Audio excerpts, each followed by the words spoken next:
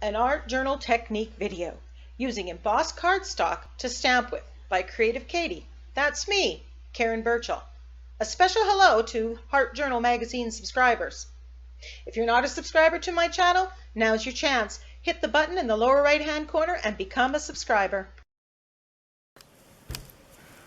Hi everybody, Creative Katie, Karen Burchell here, and today I'm going to share with you how I achieved my embossed cardstock technique.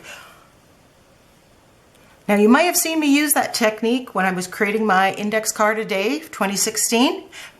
These 8 cards all use that same technique in some way on some part of the card. And we'll come back to these cards later and we'll take a close-up of them and see where I've used that technique. But let's go back to the beginning. These are embossing folders. Typically they're sold in any craft store, in Walmart, and they just have a pattern in them. And you can buy whatever kind of pattern that you want. Now typically you take these, you put your cardstock in them and you put them through a Cuttlebug or a Big Shot or some other machine, and I don't even know the names of what all the other machines are, and you come out with, you end up with lovely embossed cardstock like this. Now, these are the only 3 folders that I own. And I bought them because I wanted to get that texture and use that somehow in my mixed media, but I didn't know how.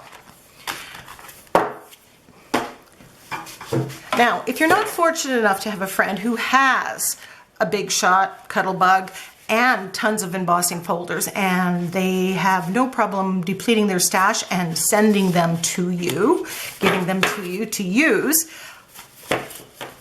does that mean you can't do this technique? Not at all. You can go out and buy the embossing folders and get an effect without the machine. Takes a little bit of elbow grease, but I'll walk you through it. These ones right here, I created using the technique that I'm about to show you right now. So what I've done is I had made some tags.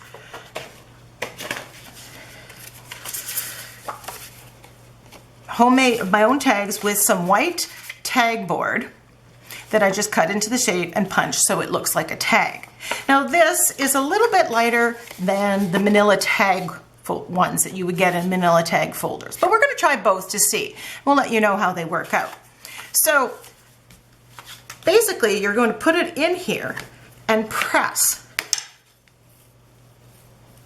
And I'm just using a wooden spoon. You could use the flat surface of a bottle or anything that you can just really dig in. Now, if you do it dry, you may get it if you're really super strong, but I find I don't get enough of a embossed look. So what I do is just wet it. And off camera here, I'll just show you, I'm just wetting the tag. You can spray it with a spritz bottle if you'd like. And then I'm just putting it in here, no rhyme or reason, closing this up, and I'm going to press with my wooden spoon. And I don't want to move the paper inside, and get right to the edges. And then I go the other way as well. It may take some practice till you figure out exactly how much you have to press to get a good embossed surface. Now you could also use cardstock. If you have cardstock in your stash, you can definitely use it. You could probably use some old scrapbook papers that you don't like the pattern of. This is the time to use up any and all things in your stash that really you don't have a purpose for. So then I'm going to take that out and just dry it with a heat tool.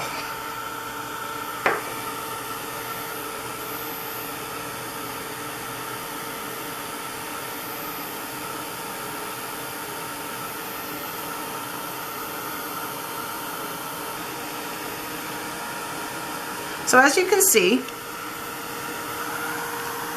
I've gotten a very nice embossed pattern.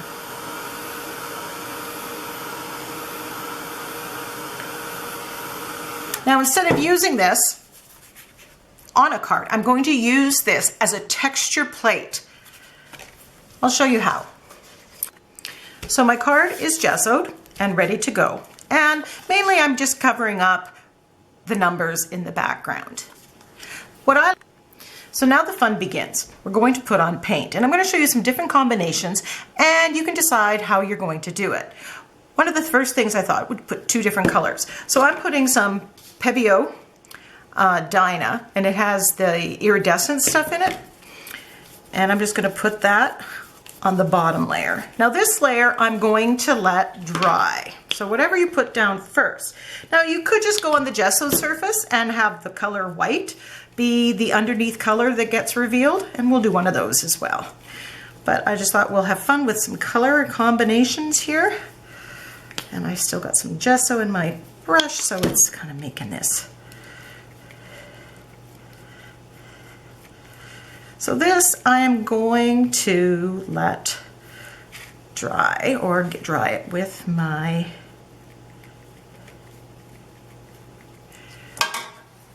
heat tool. Way back when it's dry. Prussian blue. Now this, you do not want to dry. So I'm just have a wet brush, and I'm just going over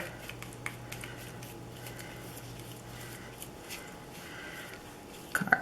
So on this one, I'm just going, and I'm going to have the whole background is going to be this color. There may be things I'm going to put on the card later. So then we're taking the embossed cardstock, putting it over the card, and just pressing. You can press with a brayer, but you don't want to do too much. And then reveal.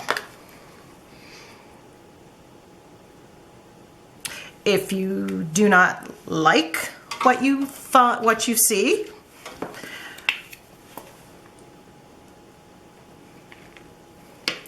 you can quickly go over it again. Now you'll see where it's in there, close up. It gives you some nice texture in the background. It's not too precise.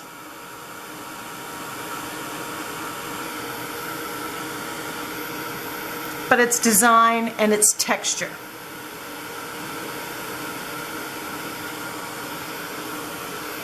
So I'm just going to put this one off to the side.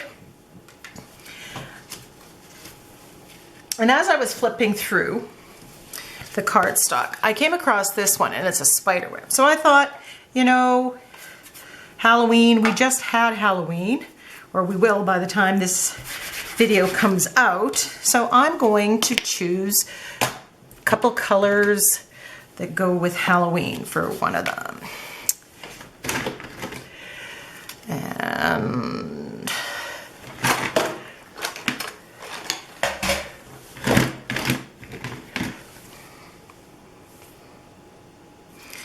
cadmium orange hue. So I'm going to put that in the background.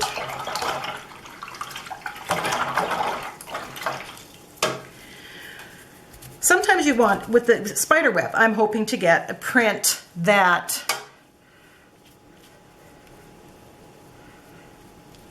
I'm going to want to see the spider web, because I'm going to create a Halloween card on it. Sometimes you're going for just texture.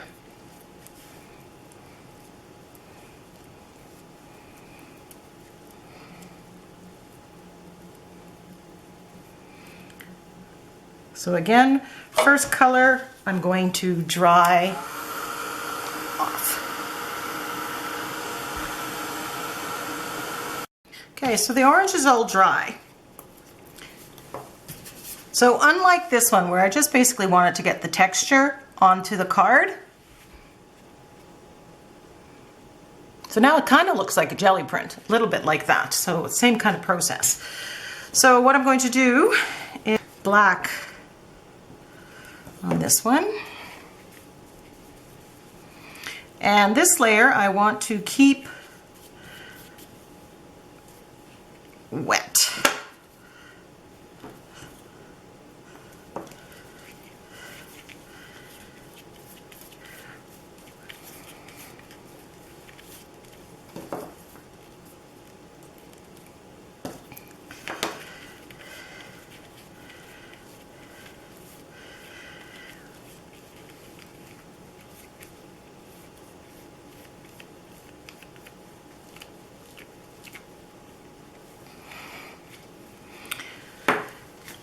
So the cardstock that I have, and I want to be able to see this spider web. So I'm going to see if I can get this spider web to hang in the corner up here.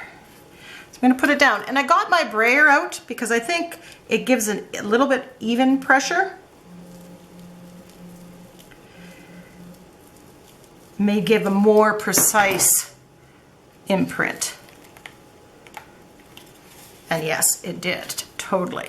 So you can see the very cool spider web imprint.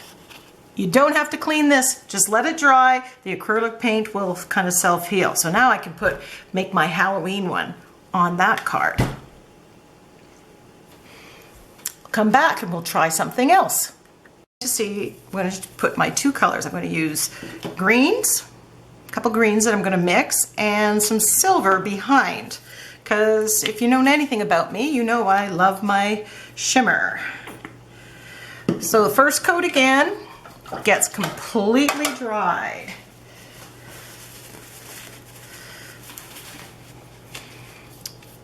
And I'm using Liquitex paint. It shouldn't matter what you use. You can use craft paint, use whatever you have to get the effect.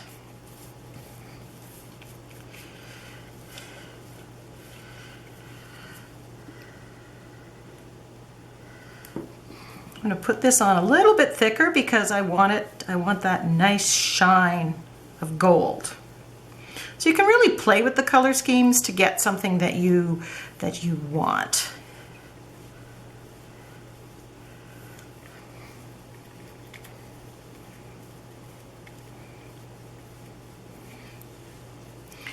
So there we go.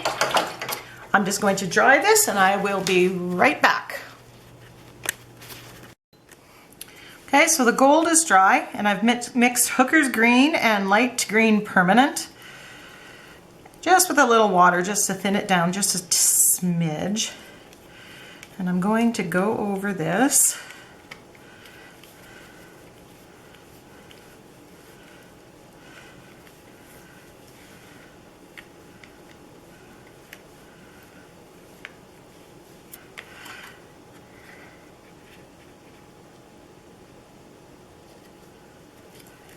And I'm just going to brayer.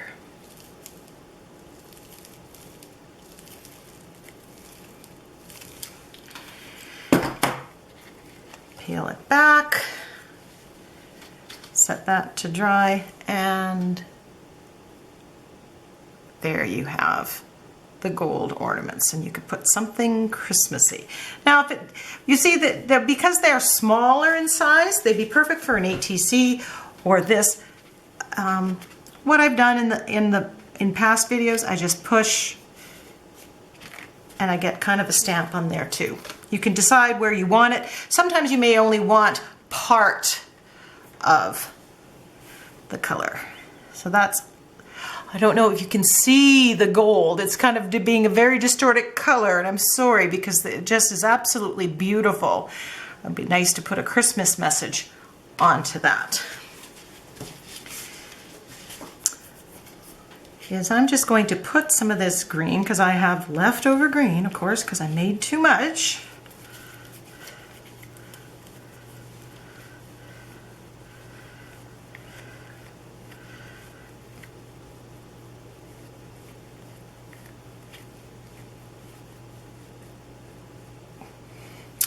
why don't we do the Christmas tree here, just to show you what happens when it's just gesso in the back.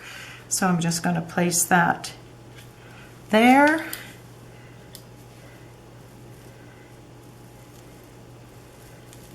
With a brayer to the top. Now, we see what happened? Part of the cardstock got on there. So let's see if we can do something different. That didn't turn out. And sometimes that happens. Sometimes you're going to want a clear print and you're not going to get that.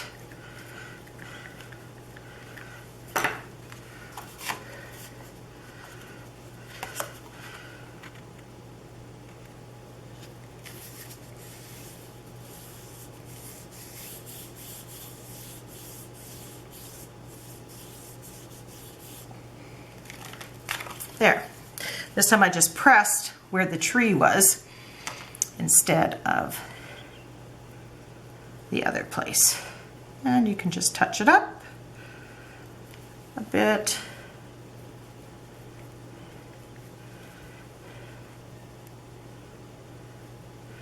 And away you go.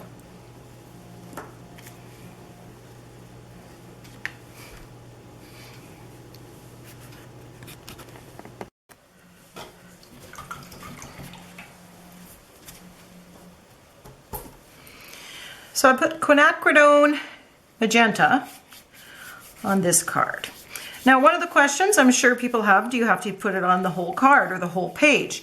And definitely, if you were doing a full-size journal page, the small cardstocks, even if you had a big one this size, would be too small. They wouldn't cover the whole area.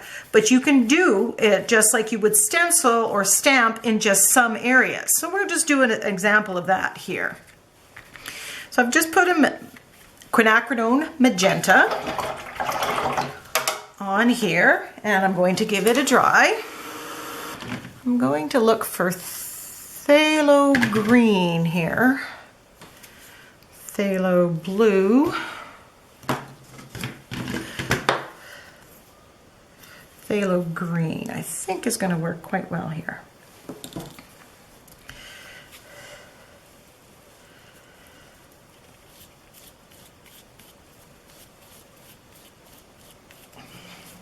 One of the things I discovered when I jelly printing is that phthalo green and quinacridone magenta, when they mix, they make a beautiful purple.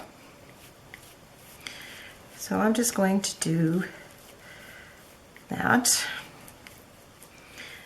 You see some of the green and you see some of the layers of color, so you have texture that way. So I'm just going to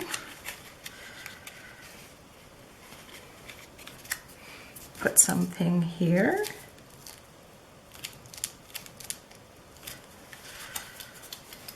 So you just have that little bit of texture. And I want to put the same texture. I keep it the same, some kind of pattern. And it really does work better with the brayer than without.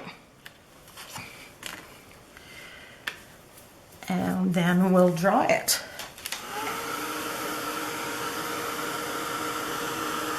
So you've got the different shades of color, you've got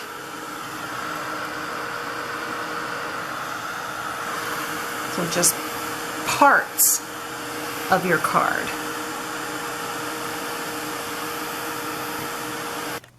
Okay, so I've cleaned up a little bit. I'm completely covered, but so using this embossed cardstock, we have that pattern. And where you see all the paint where it touched the middle, if you use a brayer instead of your hand, you will avoid that. So I would get, you can buy littler brayers, but for all over texture, I don't mind that at all. So we had the Christmas ornament one with the gold in the background, and I wish you could see how beautiful that gold is. It's kind of an all over background. Here we use the embossed cardstock to get the focal point. What I would do next time is I would actually cut this off, this extra paper, so it doesn't smudge, and it would void that whole thing. So again, we've got a focal point there. Here's the spider web.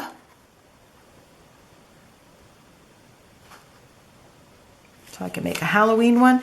And here we showed that you don't have to cover the whole card. You can just take certain parts of it. So if you were doing a full-size page, you might just have a few places where you take the card and press it and get that extra texture. So let's look at these a little closer up. I'm going to zoom out a little bit. Winter Fun. So here I use the embossed cardstock in the snow, and I had white underneath and mixed blue on the top, and it looks like snowflakes. On this one, if you look right to the background, I used embossed cardstock that had keys on it. So I did the background, and then I used the embossed cardstock on paper and just kind of used it like a stamp. So I got the keys and I cut out and put them on top of the card. So I used it as a focal point as well as the background. In this one, you see the background. I went multicolored, different colors of blue and teal going down, and I put it all in the background, and then I put my focal points on top. So it kind of looks like rain in the background, which is what I was going for in that one. This one, I don't know if you can see, but in the back, this is the cardstock that I used. This peacock feathers cardstock. I love peacocks. So I put that on the background, and well, I just drew the peacock head. But you can see on the background, I put teal, and then I put Prussian blue, I believe, on top. And you get the mixture of those two colors and the texture for the background. On this one, I had a stamp of I had the tree. That was a mask that I had. So here I've used a mask again. I put several colors, stamped with the cardstock, put a mask on of the girl, went black everywhere else, and you can kind of still see some of the texture there. On this one, it was just stamped here. You can see on the sand, I just pressed into the yellow and brown.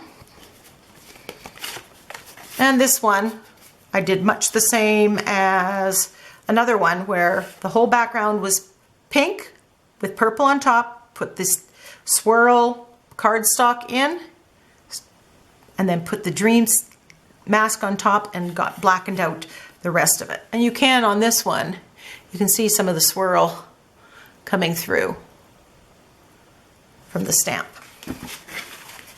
So, embossed cardstock. Another way to use your embossing folders or to use embossed cardstock that you have in your stash.